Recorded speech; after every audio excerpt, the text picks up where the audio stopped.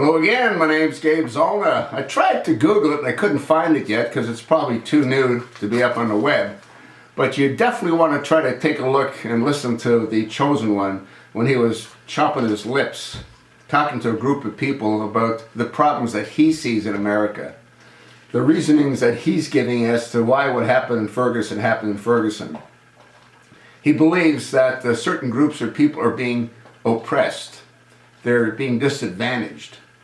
And he's commissioned his Attorney General, the Eric H. Holder Jr., to go look into that. The Attorney General is also looking into civil rights violations against Officer Darren Wilson. He's not accepting the grand jury's decision. If you listen to Obama, it's enough to make you sick.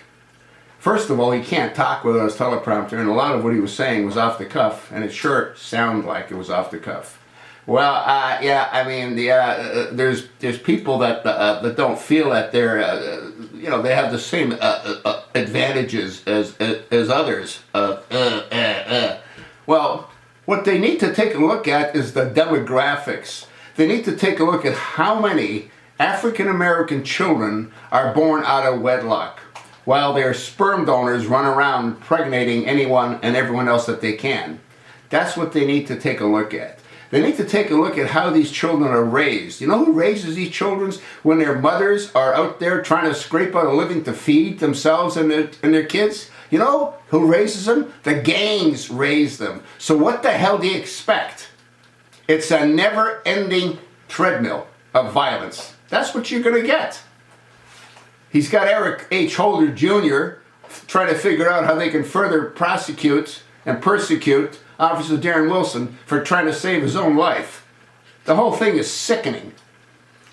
You know one of the words you always hear in Obama's speeches? Sure, sure. He always, sure. This is sure, and that's sure, and that is sure. He likes that word. You can really see how his community organizing past helps him do what he's doing. He's firing up these idiots that are sitting there clapping. Yeah, well, if you guys, you get it together. I mean, your president's going to be with you. Oh, the president's with us. He's never been with you. If he was with you, those businesses in Ferguson would still exist. If he was with you, he would have put the National Guard there yesterday before he knew when the jury was going to release his information. He knew what the verdict was. He kept them back intentionally so they could do what they did in that town and other towns across the country. He's never been with the American people. He's with King Abdullah and the further destruction of the American way of life. And the American people are too stupid to understand exactly what he's doing. Eric H. Holder Jr. That guy's committed so many crimes, it's unbelievable. And he's the top cop protecting this floppy-eared, crack-smoking homosexual shacked up with a man, a transgender.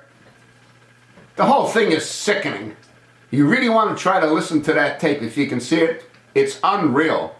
Listen to what he says. He's blaming all this on the poor blacks that are being oppressed. Well, who the hell's oppressing them? Let them go to school.